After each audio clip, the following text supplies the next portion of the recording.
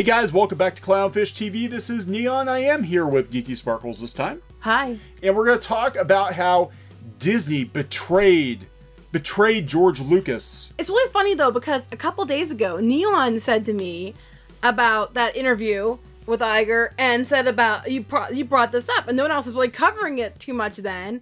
And then today it blew up, and we were going to do it the other day, and then we didn't have time. Yeah, it was weird because in that article, and I didn't even realize that was in the article. Well, you caught it because you said about it a couple days ago. Yeah, I said something about it, but they did an article with Bob Iger. Here it turns out that they're promoting his book. Right. It's what, yes, it's a book promotion. That's all this is about, is a book promotion. It's a book promotion for Bob Iger. And he mentioned the situation with George Lucas. Now, for those of you who are not familiar with the situation with George Lucas, he's not real happy, or wasn't real happy with Disney Star Wars. And Bob Iger admitted that they might have done some underhanded things to George. Maybe they shouldn't have listened to. Maybe they should have listened to George. Maybe they'd be in a better place right now. You know, and we called this before. We've said before that there was bad blood. You know, we've said it many times. We knew this. This is not new news. I don't know why everybody's acting like it's a new thing. It's not new. No, it's not. But the fact that he admitted it was new. But the fact that Iger actually admitted it, yeah, because Lucas had gotten his digs in before. So we're going to talk about that. There are multiple versions of the story. We're going to talk about Disney's desperation to get people interested in the rise of Skywalker and the Mandalorian and all this new Disney Star Wars that's coming up. That, as far as I'm concerned, now that we have confirmation that George Lucas is not happy with it, it's apocrypha. Yeah. It's overpriced fanfic. So we're going to talk about Disney's overpriced fanfic situation in this video. So please subscribe to the channel if you haven't done so already. We had 63,000 subs, hoping to hit 100,000. And some people say it's not possible, but I believe in miracles. And anything's Christmas possible. Miracle. Anything's possible. And I've seen channels with less interaction hit 100,000 in shorter amounts of time. That was questionable, but I've seen it happen. So if we can do it, and we can do it on the up and up. So she just rolled up her sleeve when she said that. I'm not wearing a sleeve. Geeky demands. I roll up my skin, blood everywhere. No. Ew. Geeky demands your subs. I do, and please share, and share. make sure their bell's still rung, because a lot of people got their bells unrung. Yeah, the bells are no longer ringing because YouTube did another stupid update, which is we're having all kinds of problems now. Thanks, YouTube. Thanks for that. So hopefully you got the notification. So let's get to what matters. Yeah. So there are multiple versions of this story, but the crux of it is that Disney did the dirty to George. Well, we already knew this, because the deal was, as we've mentioned it before, as far as I understood it, was when he sold it, it was kind of like understood that here's where it was going to go, and they, yeah, no problem, we agree with you, we'll do this. And then, because like he wasn't going to let it go, because they're like, well, he sold it, so too bad for him. And I'm like, yeah, but I don't think he necessarily would have sold it to them had he known they were going to just do what they did.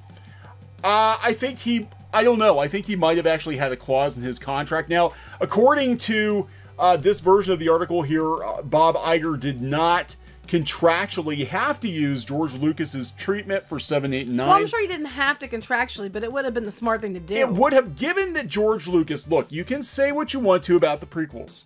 I do think that the prequels, there's a good story in there. I think George maybe should have gotten some help directing, cleaning up the script a little bit. But George Lucas is a very good storyteller. And when George Lucas says, here's the basic idea I have for my characters I created going forward to wrap up the saga that I made. Right. You would think you would listen. You would think you would listen, because George is like, here, guys, I'm giving you a gift. Here's my basic outline. Well, they didn't give him a gift. I mean, they paid a lot of money for $4 billion. You can have my very expensive gift. I'm sure he would have sold it to somebody else though if he knew they were gonna just do what they did.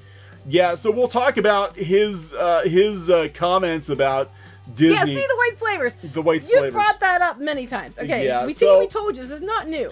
Yeah, George Lucas I think it was on the Charlie Rose show, made the comment about Disney being white slavers, that he basically sold his children into slavery. Yeah, I was gonna say, it is like your kids, and like, but that's his choice to sell it though. I mean, there is that argument that he did sell it. It was his baby, he sold it. Yeah. But it is, like, I mean, we create things. We do stories and show, and when you're really invested in it, you spend a lot of time in it, in his case, decades, they are like a member of your family. They are like a kid. They are literally part of you because you put yourself into it. So yeah, it's like selling. It is like a child. I mean, I don't love it as much as our children, but you know what I mean. Yeah, but I mean, it was such a huge part of his life. It is the franchise that defined him. Luke was defined a lot of things based on him, and it was George Lucas's vision for these characters that made them the pop culture icons that they are now. And within 5 or 6 years, Disney has seemingly flushed away all goodwill that the fandom has. I remember people being not completely thrilled with the prequels, and there were some people that were major. Okay, they did the people versus George Lucas. Yeah. So I mean, people were mad then too, but it wasn't to the extent I think it is. I don't think it was. But then again, we didn't have social media like we have. Yeah, we actually had journalists and stuff. It wasn't like now where they're just like trying to slap something together and call it news, and whatever their opinion is disguised as news. So I think it comes down to having social media and actually being able to get a better idea of where the general public is with this stuff now. But yeah, this is going to be a blow for journalists because they're all like, guys, you're just a bunch of haters. You're a bunch of haters. George Lucas hates it. George Lucas hates it. Doesn't matter. He sold it, so he doesn't count anymore. So as far as I'm concerned, Disney Star Wars are just fan films. Well, they're just like, well, what about the prequels? That's what they always say. What about the prequels? And I'm like, they were still better than these. Yeah, I know, I'm just saying. So Bob Iger said that he said he's reliving Lucas's disappointment all over again. Lucas didn't hide his disappointment over The Force Awakens. I didn't either. Yeah. Iger said in his autobiographical memoir, Iger's The Ride of a Lifetime, Lessons Learned from 15 Years as CEO of the Walt Disney Company, released Monday. Magical Me. It is. When they started announcing all this stuff, it's all tied into his stupid book promotion. Like, I guess I'm just kind of like, look, who releases a memoir about how awesome they are while they're still in the job? I don't know. I would be like, yeah, this is something I would think about maybe after I've left the position. But Bob, instead of writing your memoir, maybe you should be steering the ship away from the iceberg. No, we're gonna full on put the speed. We're gonna speed it up because they're just gonna do a week-long promotion where they're gonna show the hell out of Galaxy's Edge because if brand fatigue is actually a thing, let's make people more tired of it. God. And we got more at the end of this about brand fatigue. We got some more coming. Yeah, we got more coming. We'll let you know about that in a minute. We're gonna talk about all this in Iger's leadership. Iger is not a creator like Lucas. So yeah, Lucas felt there was nothing new about the sequel. There wasn't. That's my first thing I said. Everybody was in the exact same place they were, basically at the end of like time stopped. Like you saw this progression in technology from the prequels to the original trilogy, and then all of a sudden we got hung up on X-Wings and TIE Fighters and Stormtroopers and Rebels and pew pew pew. We had a new Vader. We had a new Emperor. Yeah, it was the same thing. We had a new Yoda. I was like, I think my exact words was, what the hell was that? I already saw this movie. And, he said, yeah, in each of the films' original trilogy, it was important to Lucas to present new worlds, new stories, new characters, new technologies. And here's the thing that's interesting that they're saying this, because the one person I talked to, it's a friend of ours, that's what they said. He said, when we were kids, we always knew we got a new movie, we were going to get something cool, something new, exciting, a new toy line, a new character, new world. Just these basic things. He's like, it was always something to look forward to. And now it's just like, Yeah, and I think that's kind of like, going back, and we'll talk more about the toys here in a little bit. But it's going to tie into this real soon. But you saying that's one of the things I think that kind of killed the toys, because every Star Wars movie, all 6 of the original movies, each one of those movies had its own look. It had its own, set of characters for that movie. It had its own planets. It had unique planets. Every Star Wars movie had unique planets. Well, they can argue they have done some unique planets here, kind of. They're just knockoffs of planets that are already... Well, wait till you see this next part, okay? Here, this is where it gets better. Now, Iger, he wasn't wrong, but he also wasn't appreciating the pressure we were under to give ardent fans a film that they felt quintessentially Star Wars. George Lucas didn't know the pressure that they were under to maintain what people thought was Star Wars. Star Wars, frankly, has become so much bigger than what, anything that even Lucas could have controlled. How much shit did he get when people didn't think it was quintessentially Star Wars? They made a flippin' People versus George Lucas movie about it. Yeah. But he didn't understand and appreciate the pressure that they were under when they basically made A New Hope all over again. When you tell George Lucas, the creator of Star Wars, that he doesn't get Star Wars. Oh, I got told what the that. hell is wrong with you? I fundamentally don't understand Luke Skywalker because I didn't like The Last Jedi.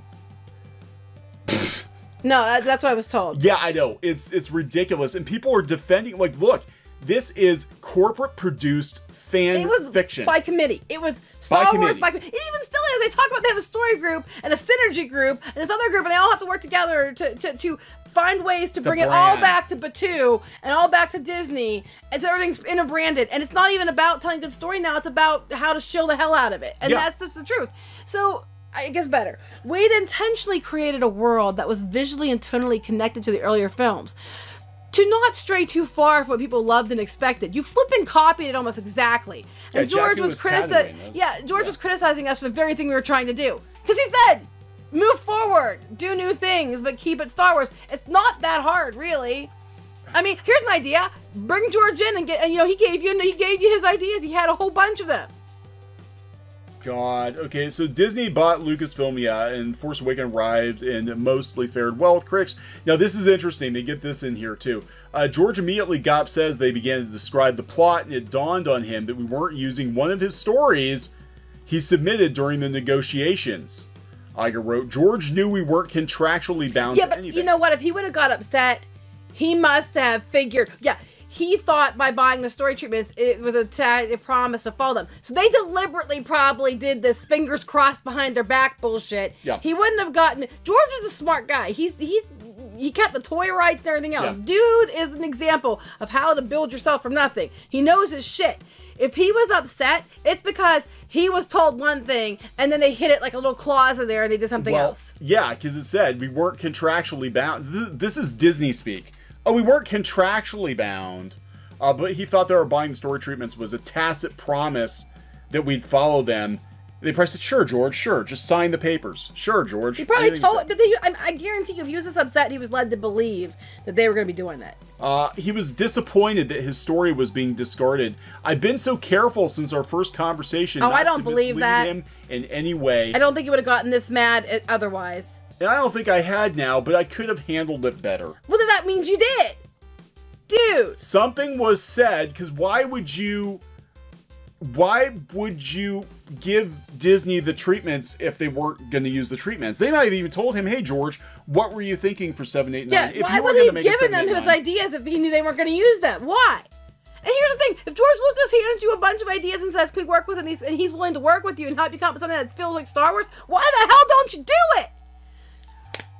George felt betrayed, and while this whole process would never have been easy for him, we'd gotten off to an unnecessarily rocky start. No shit, Iger. You know, this is... Okay, so people were calling us out on Twitter today. We had a person call us on Twitter today and said that we complain a lot about Disney, we complain a lot about the comic book and animation industries, but we don't offer any solutions. Which isn't true, we do. Which is not true. We're always telling people to do their own thing. This is a classic example of what happens when you do your own thing and you do it very, very well, and then you sell out to a corporation. George Lucas, definitely marched to his own drummer. Okay, he took a lot of chances with Star Wars. He got laughed at. He got, like you said, he wheeled and dealed for the merchandising rights.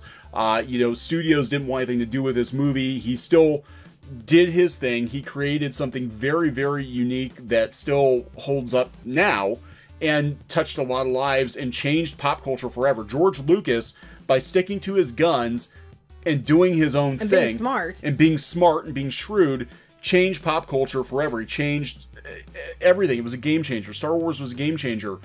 And I don't know if he got tired.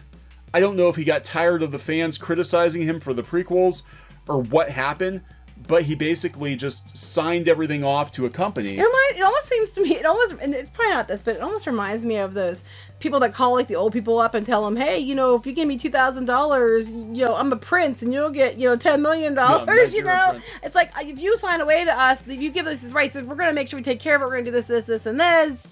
He's like, I don't think I misled him, but maybe I could have handled it better, which means, yeah, maybe I said this, this, and this, which, I probably did say, made him think what he thought. Yeah, so my thing is, like, I guess I'm having a really hard time wrapping my head around, and look, I'm not George Lucas.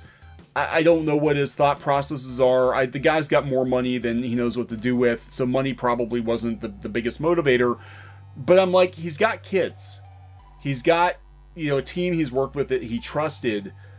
I don't know why he didn't just keep on keeping on. You know, like, we've got Lucasfilm. He probably had his reasons. You know, why would you? But we don't know what they told him. I mean, no, and that's just it. They said, hey, we're going to take good care of your baby. Sure we are. Sure we are. And then immediately he had buyer's remorse. And, you know, here we are. And within a short 4 or 5 years, Disney has basically destroyed whatever goodwill there was in a good chunk of the fandom. Now, I everybody's gonna be like, not everybody is a hater. It's like, no, and look, oh, it's not even about being a hater. I'm so tired of that. Go ahead. No, I was just gonna say, it's like, but look, you cannot deny that there is a huge schism in the fandom right now, and it's not even so much about the movies themselves, but a lot of the drama around the movies, a lot of Disney's marketing stuff that they've got going with Star Wars. A lot of the media's, you know, comments that were, you know, constantly attacking having the the directors call people man babies probably isn't a smart thing either. No, and you know, so there's that, and it has all of this whole situation has broken the Star Wars fandom, and now Disney, because they've tried to milk this franchise just like they do their princesses, just like they do Pixar. They milk their princesses. You know, they milk their princesses. You can milk anything. They milk aliens. Because of that, you know, that they've treated Star Wars just like another Disney property. They pretty much like ruined whatever was special about it. Yeah, they did. It's like, okay, when you have somebody that is like at the core what the property is, you really cannot change that without losing what the property is. And we've seen it before. We've actually been part of something like that just recently. You can't just change it out and without losing something. And you know it. And at the heart of it, yeah, George Lucas is the heart of Star Wars. You can argue.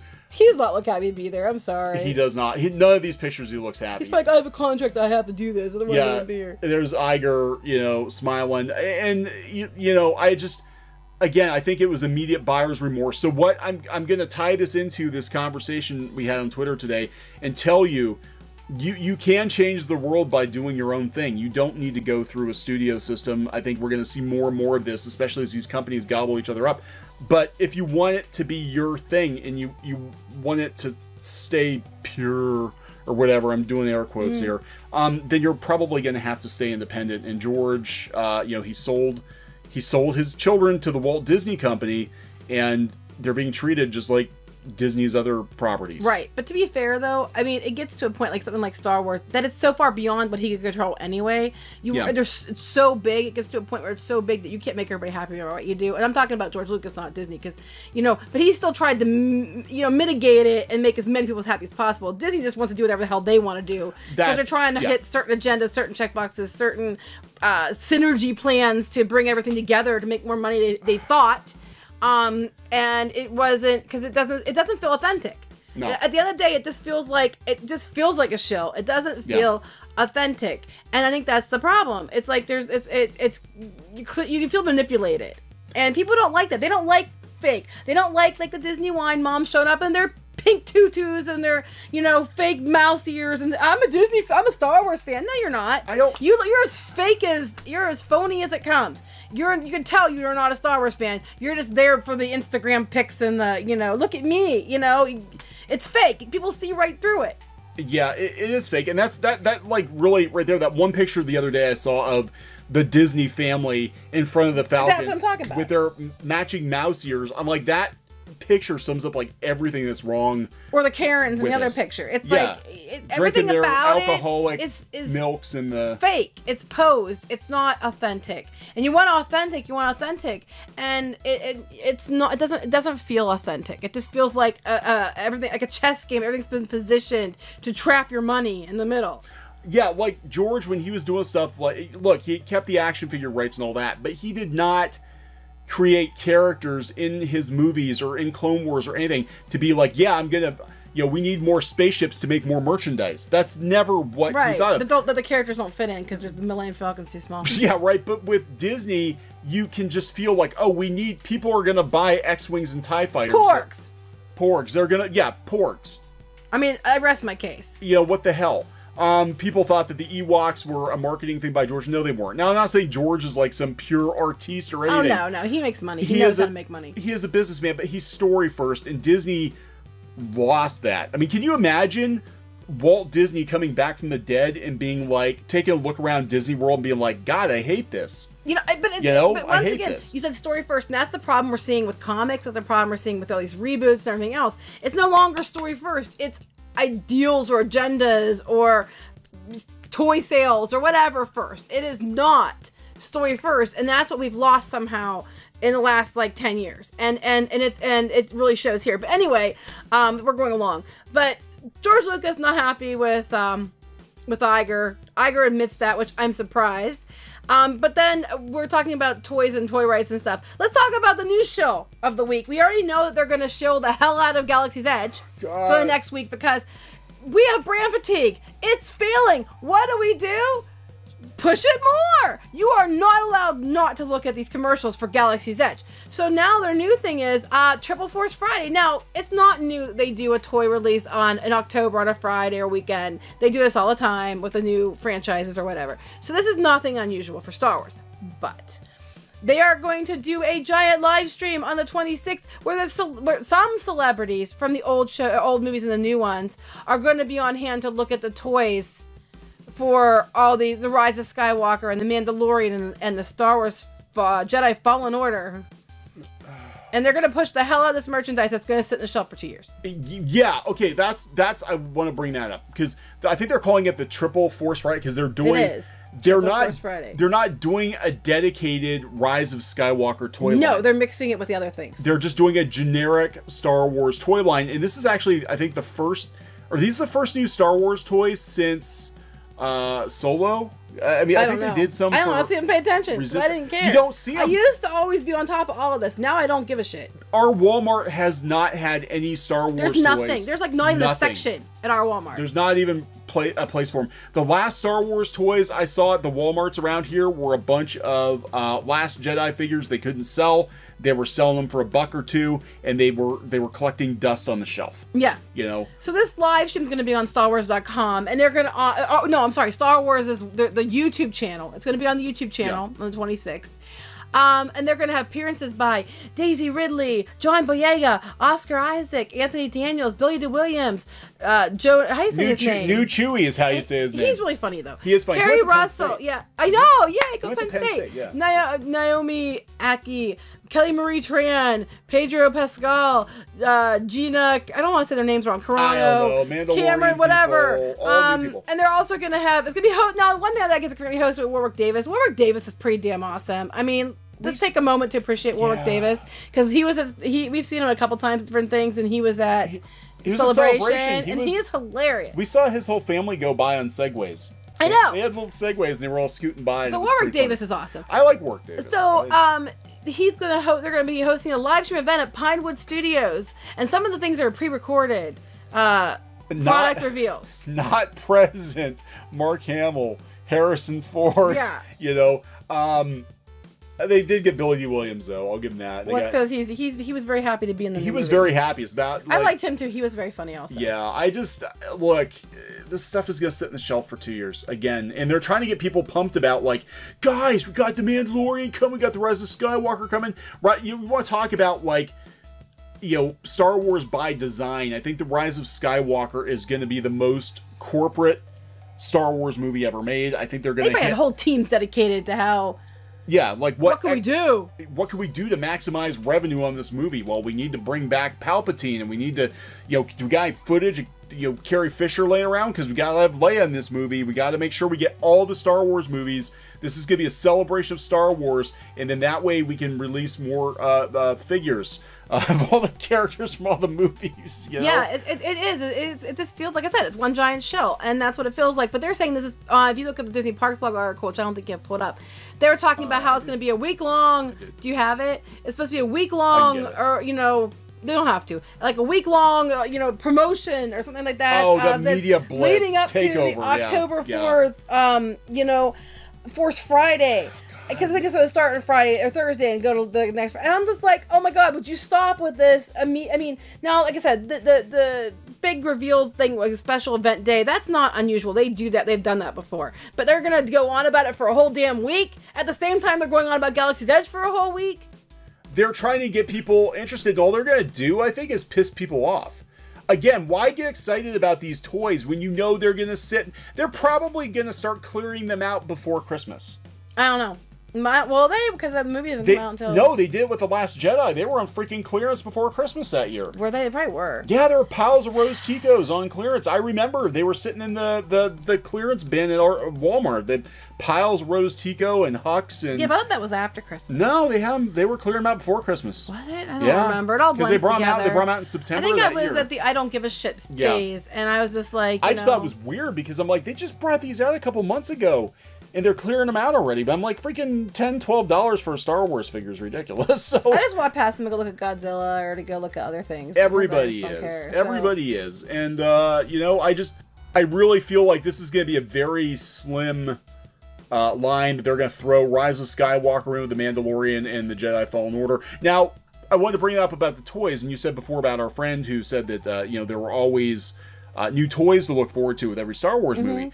I think part of what has killed the sequel trilogy is the fact that there isn't anything new, because once you get, you know, the new Stormtroopers and once you get a Kylo Ren, like especially between The Force Awakens and The Last Jedi, those characters didn't change their outfits at all. There were hardly any new aliens or anything new in The Last Jedi. Right. Well, it's kind of like what happened with, like, we talked before about, like, with the Masters of the Universe. You know, one of the reasons it got canceled, they kept blaming She-Ra, but it wasn't She-Ra's fault. It was because they made the mistake of shipping, like, tons of figures that people already had, more He-Man, more Skeletor, nothing was changing, and then hardly any of the new ones. And it's kind of like that, where it's the exact same damn thing, and you already have it. So, at least with the prequels, at least with, you know, the new movies, spin-off movies, or the original trilogy, you had time in between, or it was a new movie with new places and new things, that you could buy new toys. But like you said, other than a few characters, like you might have a Rose or a Holdo, which were ironically the ones on clearance, it's just like there really wasn't anything too new for people to buy. So it just sat there. They already owned it. Why spend the money again? So the general public is somebody has a petition out there to remake the sequels. I'm gonna put a link to that. They only have 37 people signing it. That's funny. The general public is making this face. That's the face I've been making. This is the face that the general public is making right now about Star Wars. And I just think it's, other than the super fans who will buy anything with Star Wars attached to it, I'm a super fan. But you can be super... No, I mean, I still am of the original trilogy, and I liked Rogue One a lot. You can still be a super fan and not love every film. Like, I still think I'm a fan of Star Wars, but I'm a fan of George Lucas's Star Wars, and I'm a fan of Rogue One. And Solo was but it's still not as bad as, you know, the Disney trilogies. But I don't like the new Disney movies, but that doesn't make me less of a fan. I'm still a huge fan. I just don't like what they're doing with it now. Yeah, I think at this point it's fan fiction. It's fan fiction. It feels like it. Yeah, it's not George. It doesn't have George's stamp of approval. You know, they bought it, and it's kind of like buying a restaurant without the head chef. You know, the food's not going to taste the same, and it's just not the same. And the chef has all the recipes right here to help you succeed, and you throw them away. You throw them out. Like, well, I wasn't contractually obligated to keep serving the food that everybody's expecting at the restaurant. Yeah, now everybody's Why are we failing? I don't know. Everybody's got food poisoning and a raging case of the squirts, the Star Wars squirts. You don't know what kind of pressure I'm under to try to make food that's like yours, but I gave you food like mine. Yeah, I know, right? You threw it away. You don't understand the pressure. You had to reinvent recipes every few years that feel exactly they belong, but you don't understand the pressure we're under. George Lucas doesn't understand the pressure of Star Wars. No, he doesn't understand. God, just stop talking. Stop talking. Stop making excuses, Disney. Just get your shit together. Well, it's almost over. So let's get through this Rise of Skywalker. Yeah, it's almost over. With the franchise, yeah, it's almost over. It's almost over. All right, so we're going to wrap this one up. Yep. Please subscribe for more pop culture news, views, and rants here on Clownfish TV. This has been Neon and Geeky. Bye. Goodbye. Hey guys, thanks for watching Clownfish TV. Please consider supporting the channel. Go to clownfishsupport.com. That's clownfishsupport.com. And if you want to join our community, go to clownfishtalk.com.